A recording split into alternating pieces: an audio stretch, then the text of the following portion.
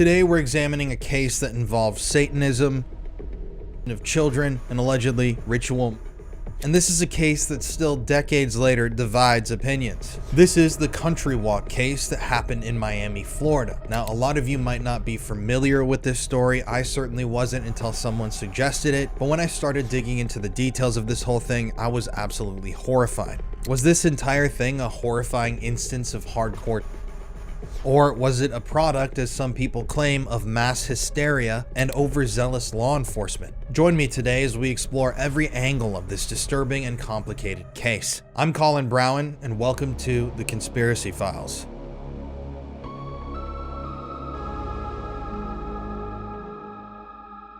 So, as always with this show, everybody, all parties are presumed innocent until proven guilty in a court of law. All this stuff is alleged. These are all allegations that have been made. We're trying to look at this thing from the perspective of this being told as a true, full story. All opinions are solely mine, the host producer of the Conspiracy Files, the show itself. I don't want to do anything to myself. I'm not planning on going anywhere soon. But yeah, just as a preface, there have been so many cases like this over the years, like the McMartin preschool case in California. In the 80s, there were all of these, disturbing allegations that emerged from daycares across the United States. Children, started telling these stories of bizarre things that were happening to them. People that were participating in these rituals and, doing these things. It's easy to write all this off as just a product of the Satanic Panic, when law enforcement was extremely overzealous trying to prosecute people and find the devil in every corner of small town America. And I agree with people, obviously. I think the Satanic Panic was definitely real, but I also think that the entire thing was used to almost exonerate people that were guilty of crimes. They got written off, as victims of the Satanic Panic. And there were plenty of those. But you'd be surprised, honestly, to see how many people comment on my videos and say that, cults aren't real. There's never been a satanic cult murder. There have been multiple, actually, that I've just covered on this show. I mean, if you actually Google it and just look through the stories and the search results, you'll see that there were plenty of confirmed cases of these people. And same with these daycare stories. You guys might remember I did an episode on the Presidio daycare in San Francisco. I actually went all the way there in person and was investigating the story on the ground. And that's a case that is absolutely insane. I mean, you had a guy, Michael Aquino, who is basically entrenched in psychological warfare. He's associated with the United States Army. He's a high-ranking official, a member of the Temple of Set, which is a satanic sect, an offshoot almost of the Church of Satan, like Anton LaVey. And all these kids there kids were testifying that they were brought off the campus to the homes of these people. They were describing the interiors of the homes. They recognized the exteriors of the homes. They recognized their alleged walking down the streets completely out of the blue. Then when everything starts to get called out, all the cases disappear. People got threatened. There were reporters that got threatened. That daycare was set on fire in some mysterious blaze. The whole thing was destroyed. There was a history of people who had alleged that there had been malpractice involving the children at that daycare. Some of the kids were even diagnosed with, and that was just never explained. They just kind of dropped it. And it's really hard to find any, YouTube videos, newspaper articles, anything about the Presidio. I'm not trying to toot my own horn here, but I couldn't really find any videos about the Presidio at all on YouTube, which is crazy because I'm coming from a very skeptical mind here when I do these shows. 10 years ago, I would not have believed in any of this stuff. Even 5 years ago, I hadn't really done the research and looked into this stuff, and I used to write it off as Satanic Panic. Now, I do want to state, and I want to be very crystal clear with this, I am not painting Satanists or pagans or anybody like that with a, large, broad brush. I think there's nuance to everything in life. I've known some really good, kind, friendly people that were Satanists. I don't judge them at all. I mean, it's your choice. We live in America. If you are a true red-blooded American, you should believe in religious freedom. So they're free to practice whatever they'd like to. But just like in all groups, there are bad apples. Christians, for example, look at in the Catholic Church. So needless to say, Satanists, there are going to be some bad apples and some things that happen. And if you really deconstruct all of this and go back to the 80s and think about people like Michael Aquino, who were allegedly involved in all of this, and actually study these files and these testimonies of children and these stories, a big thing that they were studying back then was mind control. And one way that I've learned that they try to break down somebody's mind for mind control is through ritual and symbolism and repeated It's horrific stuff. There's tons of testimony from survivors that have talked about this, files that have been unredacted, experiments that have been run, people that have whistleblown. So when I look at cases like this, it's just weird, you know? Like, was this a thing because they were doing these mind control experiments back then? Could that be what this was? Were these just unrelated cults and this was like a huge fad that was going on? I don't know. But if you look at today, how many predators there are, especially, it should be no surprise that there were tons back then too. The internet today has exposed all of that. I mean, there's just so many of these people out there searching this disgusting out, but they existed back then. I think they were just obviously more well hidden because the internet wasn't so prevalent. But anyways, to the country walk case. At the heart of the country walk case was a Frank Fuster, a man accused of orchestrating one of the most disturbing child rings ever uncovered at his home daycare, the Country Walk babysitting service. The allegations that were made were absolutely horrifying. Ritualistic secret rooms and unspeakable acts committed against the children in Frank's care. Frank was convicted and sentenced to multiple life terms in prison. But was this case as clear-cut as it seemed? Well, as with many of the high-profile daycare cases of the 1980s, skepticism has grown over time. Some believe, like I said, the Country Walk case was a result of the infamous Satanic panic that gripped America, a time when fears of widespread satanic ritual led to what some people claim are numerous wrongful convictions. Others point to the highly suggestive interview techniques used on the child witnesses, the lack of physical evidence, and the coercive tactics allegedly used by investigators to extract confessions. Was justice truly served here, or was Frank Fuster the victim of a flawed legal system swept up in hysteria? I'm here to tell you that I do believe Frank Fuster is a monster and that he is exactly where he needs to be. And I'm sure by the end of this show, you'll think the same way. Whether you believe that Frank Fuster was a monster who deserved his punishment or a scapegoat in a modern witch hunt, one thing is clear. This case remains one of the most debated trials in American history. And I just want to warn you before we start here, a lot of this episode is going to be really disturbing because this information of the horrors surrounding the alleged Country Walk case come from the mouths of the children who were involved in their testimonies. But we need to really start back from the beginning. Frank Fuster's background is crucial to understanding the complexities of the Country Walk case. Before he became the center of one of the most infamous trials of the 1980s, Frank had a checkered past that played a significant role in how he was perceived by law enforcement and the public. Francisco Fusker Escalona, known as Frank Fuster, is a Cuban immigrant born on December 10, 1948, who later moved to America. While little is publicly known about his early childhood and family life, what is clear is that Frank had a history of legal troubles long before the Country Walk allegations emerged. In 1969, he was convicted of manslaughter in New York after fatally shooting a man in what he claimed was self-defense. He served time for the crime before relocating to Florida, where he attempted to rebuild his life. His criminal record, though, continued to haunt him. In the early 1980s, Frank was convicted for lewd and lascivious on a minor in Florida. Though he served a relatively short sentence, this conviction raised eyebrows when he became a prime suspect of allegations years later. Frank's second wife, Martha, who later gave birth to their son, described their marriage as rough. "I was a child," she was quoted as saying, and he liked that. She stated that Frank liked being in control. He chose what clothing she wore, made her get rid of her friends, he deposited her paychecks, and forbade her from driving. She also stated that he had a bad temper, and at times physically her, but she was brainwashed into thinking she deserved the punishment. Frank would pick fights with strangers and cause fights in the street. He always needed to prove himself. But despite his crimes and wrongdoings, Frank was described as someone who always believed that someone was out to get him. The 9-year-old girl that he was out to get him. The cops were out to get him. The entire justice system, the world, was out to get Frank. None of this was ever his fault. He was a true narcissist who blamed everybody but himself. And per court order, he attended extensive therapy sessions. By the mid-1980s, Frank was released for the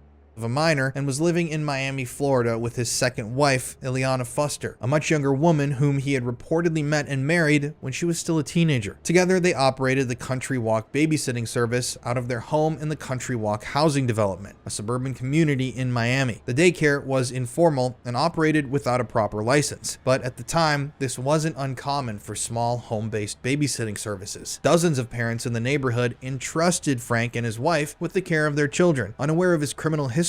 Now, we're not necessarily starting this story off on a good note. Frank was convicted of murdering a man and also a child before he got into the babysitting business. So this was not a good guy. But on the outside, Frank presented himself as a responsible caretaker, and there were initially no complaints against him until something disturbing allegedly happened at Jill Vickers' home in southwest Dade County in September of 1984. Jill Vickers was the mother of Stephen, a 3-year-old little boy who attended Country Walk for babysitting. One night, while taking him out of the bathtub and wrapping him in a towel, Stephen said to his mother, Jill, "Mommy, kiss my body." Body is the word that Stephen used to reference his private parts. When asked who told him that, Stephen replied to his mother, "Ileana.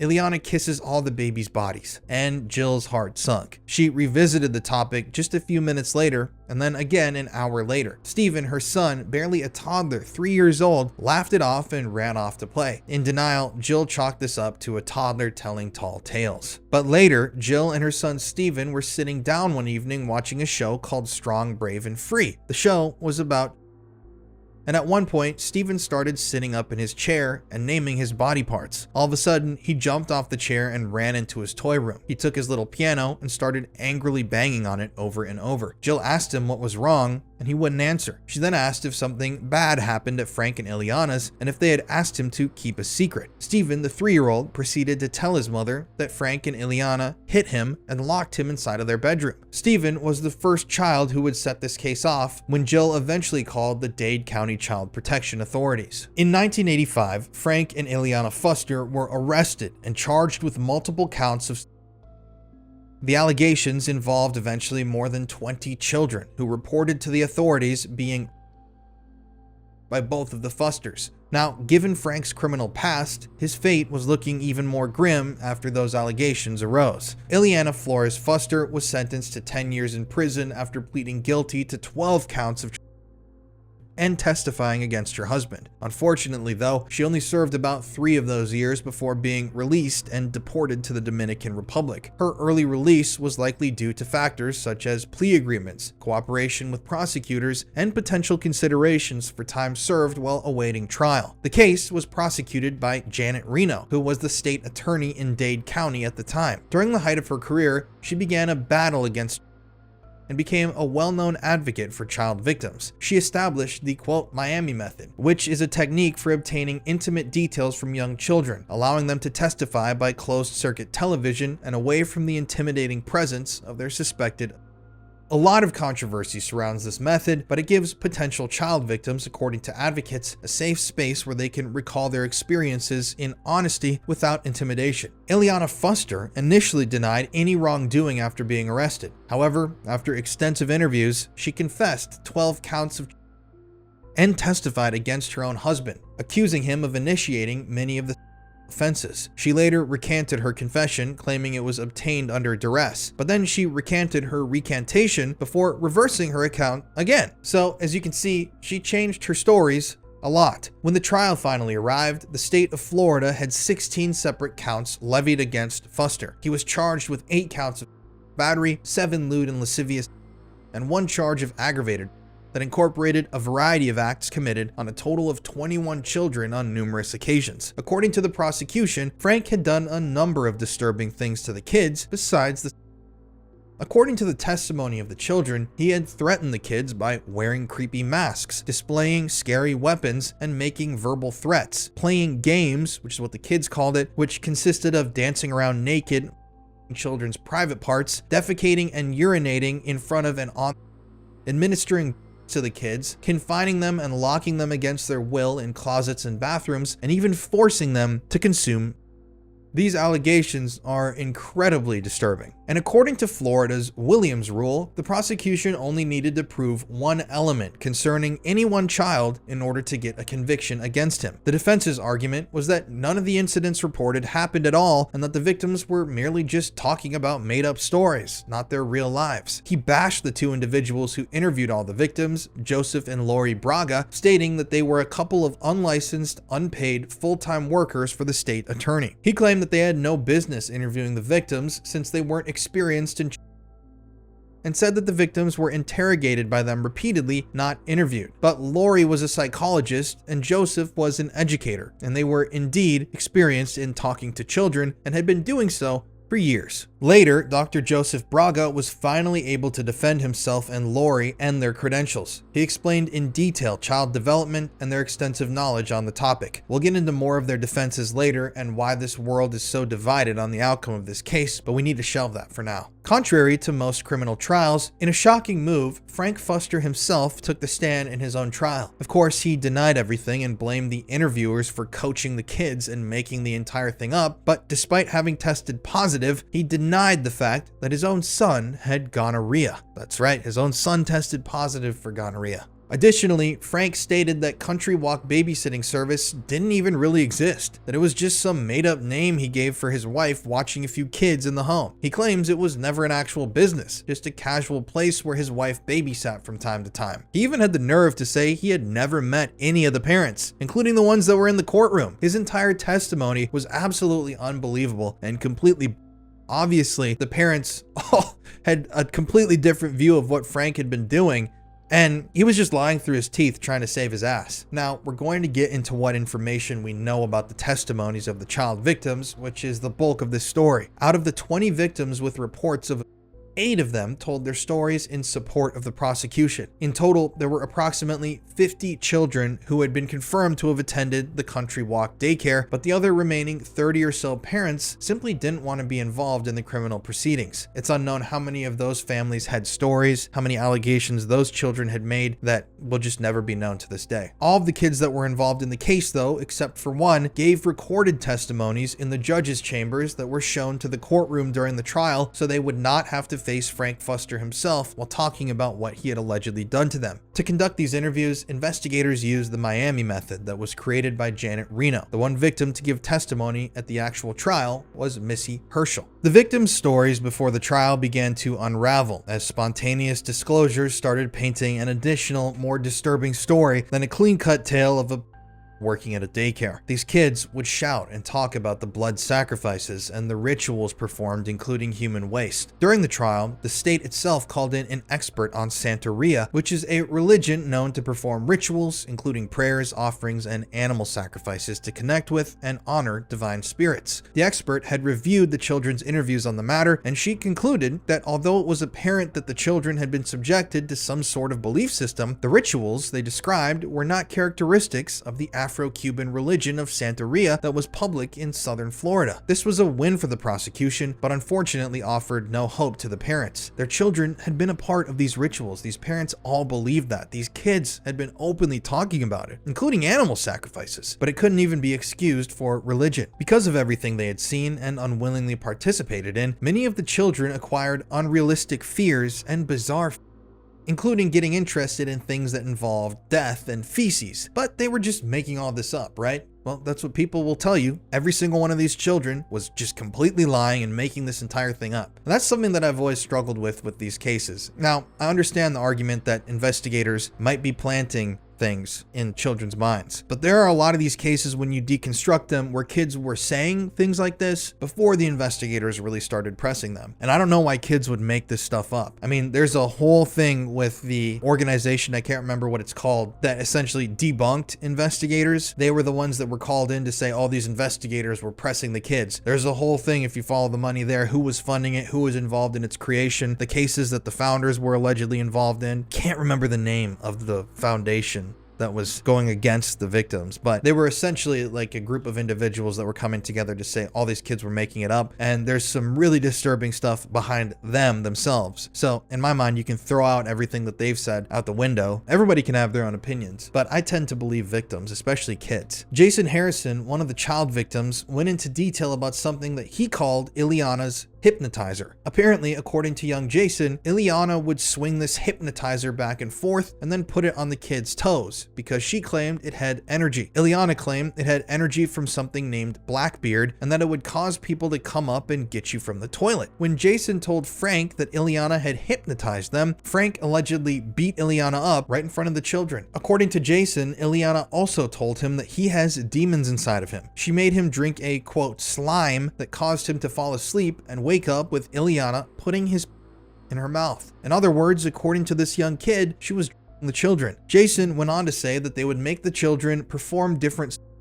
with each other and make them touch each other. Frank and Ileana, while this was happening, would pour cold slime onto them mixed with blood. Jason continued to graphically describe the that occurred in the home, and it's truly horrific. Practically every horrible thing that you can think of happened to these poor kids, allegedly at the country walk. So many of the kids were borderline brainwashed and scared, thinking that they too would go to jail for the things that they were made to do to each other, that they had been silenced for a while. It was also claimed that Ileana Fuster had their pet cat with that hypnotizing object, and that satanic rituals were performed and recorded on film. Missy Herschel, another victim, was the first person to be called to the stand during the trial. With her mother's hand in hers on one side and her stuffed seal named Sandy in the other, Missy, almost 6 years old at the time, made her way up to the witness stand. Missy had already spoken with the judge before, just like the other children, so he could determine her competency to testify. So she knew him and trusted him. The judge told her to not be afraid and to just tell the truth. Immediately, she asked if she could go to the bathroom. "He keeps moving closer," Missy said to her mother. "He keeps moving with his chair." She was looking right at Frank and was terrified of him. They assured her that the men in uniform were there to protect her and that they were making sure that Frank could not do anything bad. But the girl was visibly,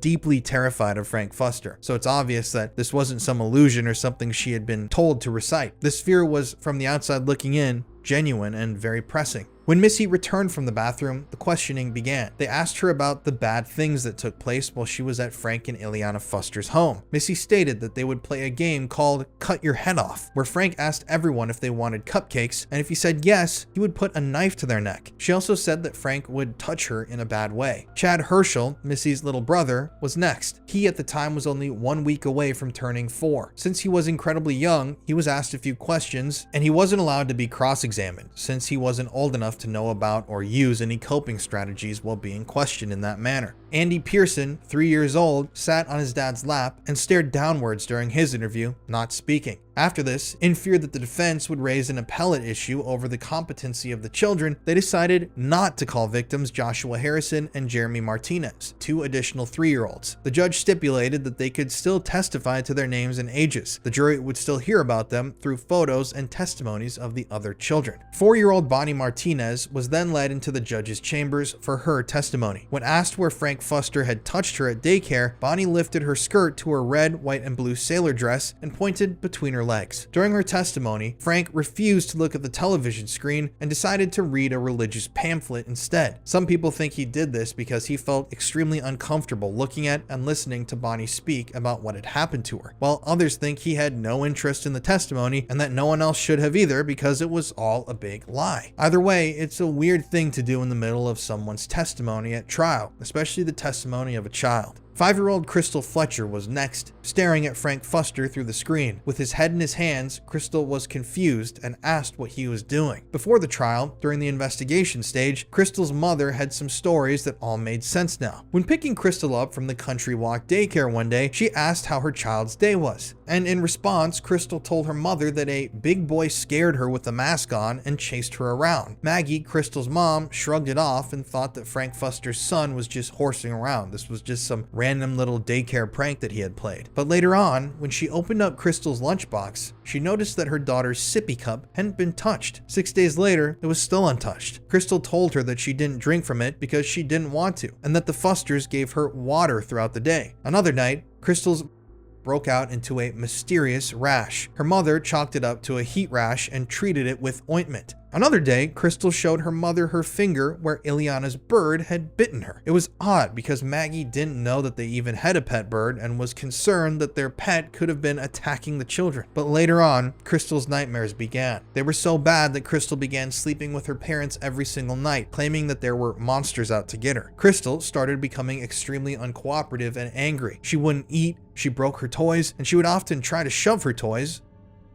Additionally, she developed the habit of French kissing, where she would place her hands on either side of the person's face, turn her head sideways, and try kissing the person with her mouth and tongue. Every time Maggie picked Crystal up from the Country Walk daycare, it required minutes of pounding and banging on the door before anyone would finally come and answer. It was extremely hard to get into contact with the Fusters at their own home, and this was something that Maggie had reported she had to do multiple times. And Maggie herself had never thought much of Frank until one day, after minutes of knocking, he came to the door carrying her daughter Crystal in his arms. Maggie was confused because Frank had just told her weeks before starting the daycare that he wouldn't be there since he works during the day. Now, Frank's presence didn't disturb Maggie as much, but for some unknown reason, she later testified that she thought that something looked incredibly wrong with the way that he was holding her daughter. Once her regular babysitter returned, Crystal stopped attending the country walk daycare. The tantrums eventually went away and the nightmare stopped. The phase she thought Crystal was going through was slowly forgotten about until she received a phone call 2 months later from another country walk mother, breaking the news to her about the Fusters. So that's all bizarre, and that's the stuff that really gets me. All the time in these cases, these parents themselves are seeing these things with their children. They're noticing physical symptoms, the behavioral changes in their kids. They're noticing the nightmares. Their kids become different people. We see this in so many of these cases. So unless every single person associated with this entire case is just lying, I don't know how you couldn't believe these parents, especially when the guy himself has a criminal history and, you know, they admit to it and whatnot. It's just so strange. Then there's April Lancaster. April Lancaster had been through a number of different therapists throughout the previous year. She had discussed the Fusters predominantly with a pencil and paper and drew out an outline of the human body and placed an X at the places where Frank liked to touch her. April's parents had already warned that she refused to talk to any men about the situation because it made her uncomfortable. She was now afraid of every man on earth besides her father because of what she had reportedly gone through. Because of this, April's parents recruited a female prosecutor to walk her through her testimony. According to April and some of the other kids, April was, quote, Frank's favorite. Before the trial, when the children were interviewed, Lori Bragas said that April was one of the most distressed children she had ever seen in her whole career. She had watched April regress to immature behavior when certain buttons were pushed that opened certain memories that were stored inside of her head. It seemed as though April had suffered a brunt of the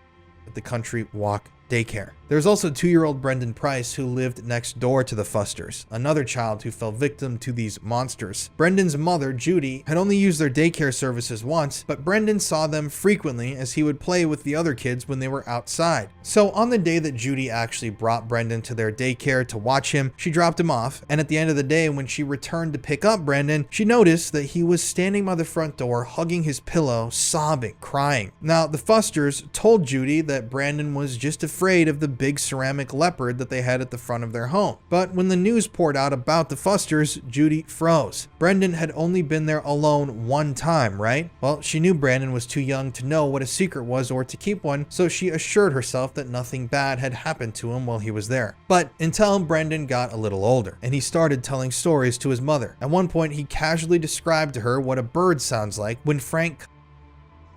Brendan told his mother that there was a camera with a gun that sat on top of it at their house, and that he knew what it was like to have Ileana's finger and Frank's inside of his. Judy was absolutely floored, disturbed, and shocked by what she was hearing coming from her own son's mouth, and as she realized what had happened to her little boy, she told the authorities she immediately had to run to the toilet, ill, and she threw up all over the place because of what she had just learned. So after Brendan told his mom all of this stuff, he was brought into the authorities and put into touch with the Bragas, the professionals who were assigned to interview the children in this case. But Brendan claimed that he only wanted to talk about this stuff to his own parents. According to the Bragas, this was a normal part of childhood trauma. It was common for victims to feel the need to get it out of their system once they felt comfortable in talking about it. But still, none of this made it any easier for the parents. At times, Brendan would go through episodes of panic where he thought his mom was Ileana and he was absolutely terrified of her. He would scream uncontrollably for his father in fear that his mother was going to punish him by sticking her finger.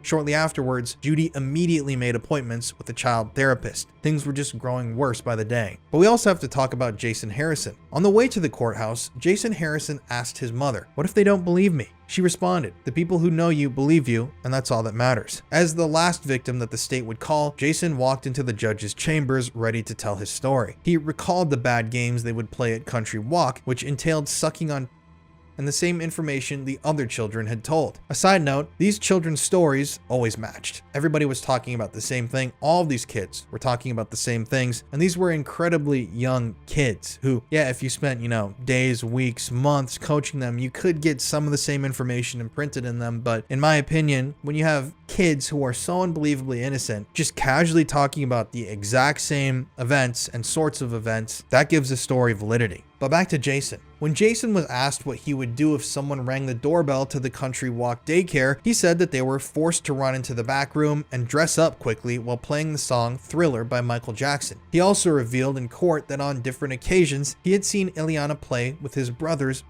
Jason went on to tell the courtroom about the babies that were watched over at Country Walk. When asked what he knew about the babies, Jason stated that the Fusters would go to the bathroom and force them to watch their games. We're talking about defecating and urinating in front of other children. Jason stated that the Fusters also forced the other children to use the bathroom on top. He stated that Frank frequently wore masks, turned off the lights, and scared everybody by telling them that devils came out of the toilet every time it was flushed. There were some extremely disturbing things happening inside this home, and this isn't the first time we've heard of rituals like this. Just as another example, take a look at the case that I covered on the show about the True Detective story that happened in Louisiana, the true story behind True Detective, the Hosanna Church. They were also using feces, and the cult members in that case, I believe, don't quote me on this, but admitted to it, or people had seen it, and feces was a big thing there. Jason also testified about the tapes that Frank Fuster had recorded and made, and the photos that the couple had taken of the children during the rituals and during the...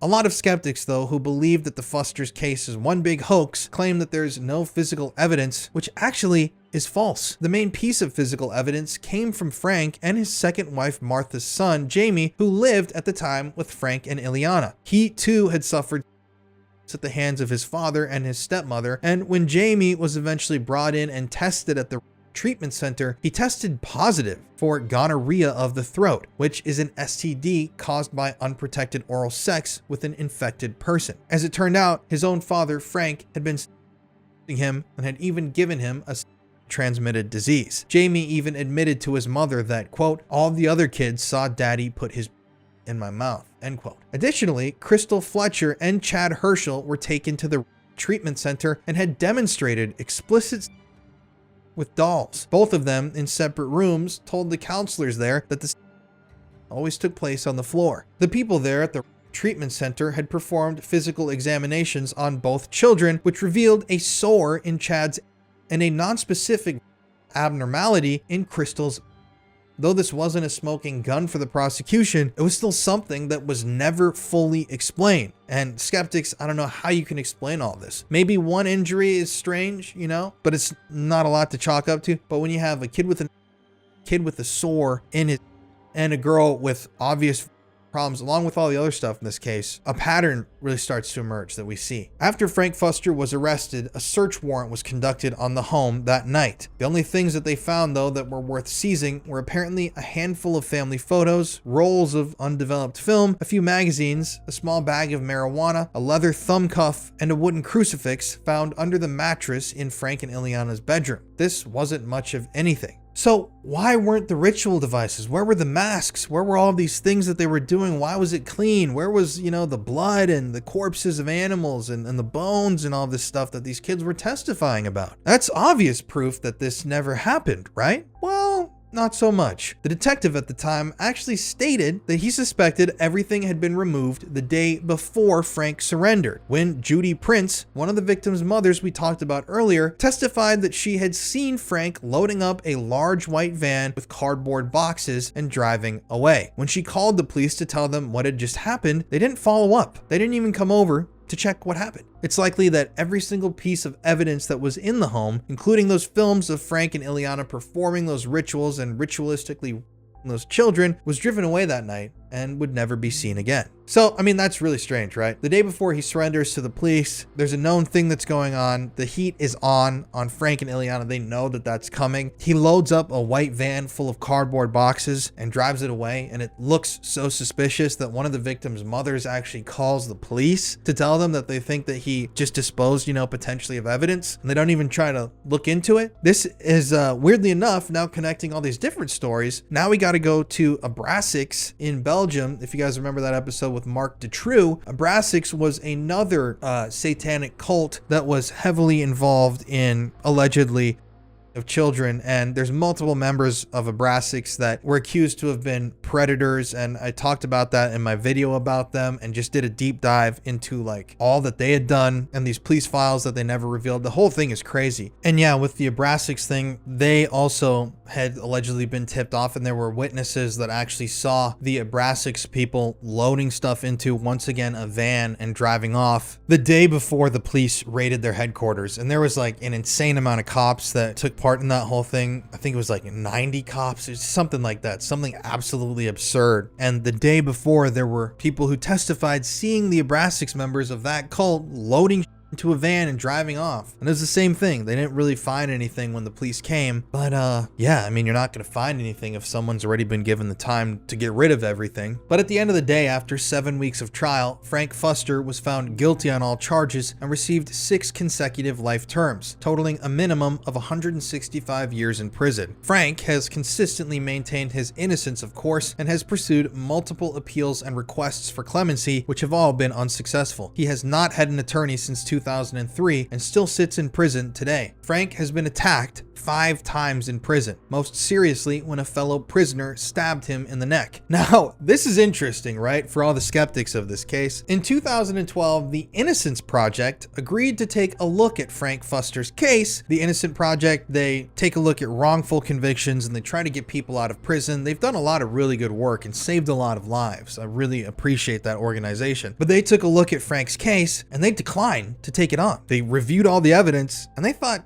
allegedly, according to how I interpret this, he's really not innocent. And they provided no further explanation as to why they decided to not take the case. I can only speculate that they decided not to take his case because of the nature of the crimes and the evidence that existed against him. I mean, it's pretty impossible to prove that Frank Fuster is an innocent man. Yet there are still people out there who believe that he is. There's even a website called Free Frank Fuster, which is dedicated to proving his innocence. And for those skeptics out there, we do have to analyze all of this stuff from a skeptical perspective and see, the other side of the coin. The first main reason this case remains controversial is the daycare hysteria that took place during this time. That hysteria refers to a series of highly publicized cases in the 1980s and early 1990s in the United States and other countries. These cases were characterized by mass allegations, supposedly flawed investigative techniques, moral panic, and all other sorts of factors which led to wrongful convictions and widespread fear. It's thought that the jury of this case were believers of the hysteria, which contributed to their guilty verdict, or at least that's what skeptics claim. Many cases involved claims that multiple children were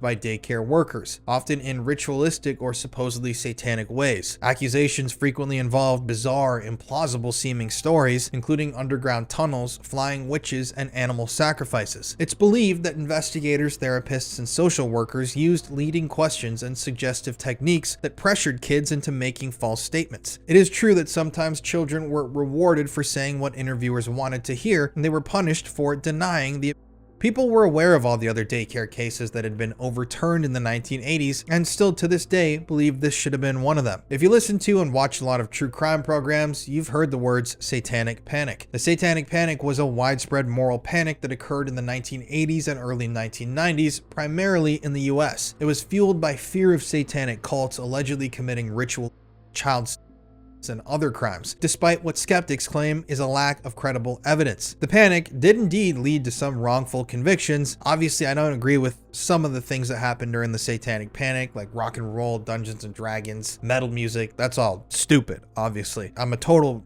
religious freedom guy. You can believe in whatever you want to, as long as it doesn't hurt anybody. But like I said at the beginning of the show, there's always bad apples. Just think about the Catholic Church or some of the evangelical pastors in the past few months that we've been learning about that have an interest in children. Same for Satanists. It's not like because you're a member of one religious group, you're automatically excused from any criticism. So yeah, that's just my take. Those who think Frank Fuster was wrongfully accused and convicted believe that the jury was also giving in to the Satanic Panic hysteria, therefore clouding their judgment. And in other daycare cases at the time that were a part of this hysteria, some workers were convicted with little to no physical evidence. Other cases include the McMartin preschool case, the Little Rascals daycare case, and many more. Defendants received lengthy prison sentences in these cases before their convictions were later overturned, and skeptics believe Frank Fuster should get the same release. Now, they can debate McMartin. I have my own beliefs with McMartin and the Little Rascals. I mean, you can go back and try to decode these things, and obviously people are just always going to have different views. I believe kids. And I think instead of looking at it from a broad perspective, when you actually look at these stories like we have here, these are kids that started saying these things to their parents before they were being, coached by investigators. If you want to even say that the investigators were coaching kids, which I believe wasn't as big of a problem as they've made it out to be. So these parents were the ones talking to authorities saying, oh, my kid developed this rash on his private part and he was telling me about this and that. And then another parent comes in and says this, another parent. So it's not just like they're bringing kids into a room, like let's say one allegation's made and then they bring a kid into a room and say, so you were ritually correct? It's more like there's a whole case that's building and then kids get brought in. So that's why I think that argument in my mind personally doesn't hold water. And especially when you got a guy like Frank Fuster who's already been convicted of murdering someone and a kid. How the can you think this guy's innocent? Just like the convictions that were overturned though, it's been alleged that Frank Fuster's case did not provide any physical evidence. After the deep dive we just took though, I beg to differ. Aside from his own son testing positive for gonorrhea of the throat, after a handful of kids stated that they saw Frank, Jamie, and others, there were also the other physical ailments that were found on the other 2 children that were treated at the treatment center. Also, not all kids who are have evidence on them, especially if they're being through oral means or if it's been a while since they've been victimized. A lot of people also find it troubling that the photos and videos that the kids reported were being taken were never found. But we know for a fact that Frank Muster, according to a witness, was seen removing an entire van load full of boxes from his home the day before he turned himself into the police. It's not like the police came and arrested him out of nowhere. He knew what was happening and he just, the day before he turns himself in, he takes the whole day to clean his house and then load a bunch of stuff into his van and take it somewhere. I mean, it seems pretty obvious to me that those photos and videos, along with who knows what else, masks, animal corpses, bones, whatever, those things were all in those boxes. And the final pieces of evidence and the most compelling evidence of all in this entire case were the children themselves. The small, innocent children, victims, who ranged from just 2 to 6 years old and were horrifically in a place where they were supposed to feel safe and cared for. The things that those children were talking about, absolutely, in my mind, could not have been made up because they were things no kid would ever have known existed if they hadn't experienced it themselves. Now, you can make the argument that some elements of some of these stories, investigators were asking leading questions, and they were doing all this, but I'm talking also, when I look at these cases, specifically parents who are talking about what their kids said to them before they brought them to the police. Before, when they picked them up from daycare and they said someone chased me around with a mask, or telling their parents about them, being touched and these weird things they saw, all of that stuff. A kid would just not make that up, let alone all these kids. And then when you get really down to it, to the nitty gritty, that's why I think it's weird. All these different kids talking about the same sorts of events and supposed rituals that are being, conducted, that they're being forced to participate in, these group happening at these different daycare centers across the United States that have no connection to each other. That's where it gets really unbelievably strange to me, because they're just clusters of the exact same thing that, according to skeptics, not one child was throughout, which is just a really hard pill to swallow, especially in a case like this where the guy's already been convicted of murder and preying on a child. And aside from all that, all the kids who were interviewed, all their stories corroborated each other. All these kids were saying the same things were happening, that the same people were doing the same things. They saw the same objects. They were locked in the same rooms. They had seen the same kids having things done to them and the defecating and urinating. It was like all these stories of these kids, these complex stories lined up. And these are actual, at times, babies that we're talking about here. Toddlers and kindergarten age children. Their brains weren't at the time developed enough to really know what a lot of the stuff they were talking about even meant. And they definitely weren't developed enough to completely fabricate these detailed incidents. For what reason? Why would all these kids make all this stuff up? That's what's always confused me too. Why would these children in the first place make this up? If there's smoke, there's fire. Kids aren't just going to start having a mass delusion about satanic ritual. And then all of a sudden, all this just stops happening after these cases get big. I mean, it makes no sense to me. It's almost as if people started going public with this stuff and these people were starting these experiments or rituals, or maybe it was government funded, or studying, or maybe these were really just sick people that were influenced by this stuff at the time. There was a huge wave of the cases, and then it just kind of goes back down to zero, almost as if the heat was too much, so they decided to figure out new ways to victimize victims. The interviewers in these cases made sure that it was known during the trial that their questions also were not leading questions. They explained in very good detail the difference between a leading question and a regular question to the jury, and they swore under oath that everything that the children had to say and that the children told them was of their own experiences and not because they had been told or coached on what to say. In 2002, Ileana and their son Noel were interviewed by Frontline, claiming Frank Fuster's innocence. Ileana claims that everything she said about her husband during the trial was completely false. Frank's son also claims that his dad was a wonderful parent and that nothing about this case is true. So why would they defend him? Are they embarrassed to have been involved? I mean, I can't speak for them, so I don't know. All I know is that Ileana is a very unreliable source, as we know, and the parents and children, according to Jamie, are angry with him for defending Frank. Just like his father, he blames everyone else who was out to get his father instead of the monster himself. And for those of you saying, they claim that he was innocent. How about people like BTK, right? BTK had a whole wife and kids, and he was a sadistic, twisted serial killer. There's tons of serial killers who have whole families that they're never suspected of being anything other than a loving family man. I mean, even like how many serial predators there are out there. I mean, if you ask a robber, like let's say a guy robs a bank, 10 months later, you come up to him and ask him, hey, did you rob that bank? He's not gonna say, I robbed the bank. He's gonna say, no, I didn't. Duh. If his wife's enjoying the money too, she's gonna say, no, he never robbed the bank. That just never happened. So yeah, that's just my whole theory. Now, it's true that coerced testimonies and false confessions do happen. That's the thing I was thinking about, false memory. I think it's the False Memory Foundation, where they claim to have all this scientific evidence and, theory and backing as to why these kids are remembering these false memories, but it's all. You can look that up on your own. It's a whole rabbit hole that I want to get into one day on the show because it's crazy. It's not like a little thing that I'm telling you, it doesn't really make sense. It's like when you read through it, these experts that they called in to debunk stuff were crocs of and sometimes predators themselves. And it's true though that false confessions do happen, but I'm not seeing it here. The recollections provided by these child victims were so grotesque, so vile, that no daycare-age child would even imagine these things in their own head, in my opinion. And as always, my heart goes out to any victim possibly involved in this case. It's interesting too with a lot of these stories, they happen, people tend to kind of move on, but you never really see kids that were involved in these cases come out in the media later on and say, I was making all of this up and this was all.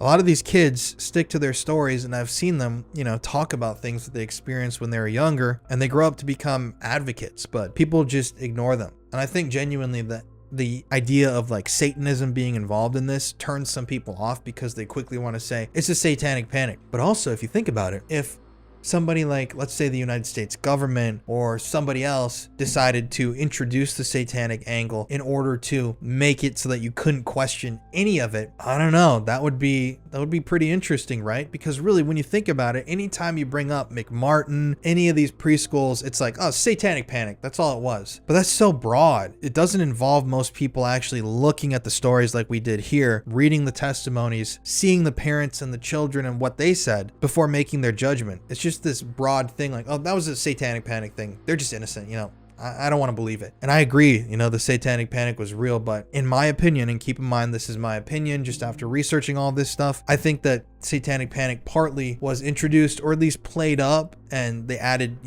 blue wind or air, however you'd say that, under the fire to really get it to swell up by elements of the US government. Because you look at some stories, even like the Presidio, that's the United States government. It's on the US Army base, 70 plus children being there. The guy is allegedly doing it as a U.S. Army PSYOP guy. It's confirmed he was working on psychological, I can't remember the term, psychological operations, like psychological warfare essentially. He's an actual member of the Temple of Set, a satanic sect. And all those kids are saying the same things as all these other people. So it's obvious right there in that case that the U.S. Army and all of that, they knew the power of what that was and how they could use it to get it shut down. And I'm not saying the U.S. Army was involved. Oh, my camera just died. Well, Anyways, y'all, I'm at the end of the episode. I'm just going to end it here. Thank you guys for watching. My camera's dead. If you're listening to the podcast, be sure to leave me a 5-star review wherever you're listening to the show. Be sure to leave me a comment and like the video on YouTube. Thank you all for watching. Always question everything. Keep that tinfoil hat on. Stay suspicious, and I'll see y'all next week.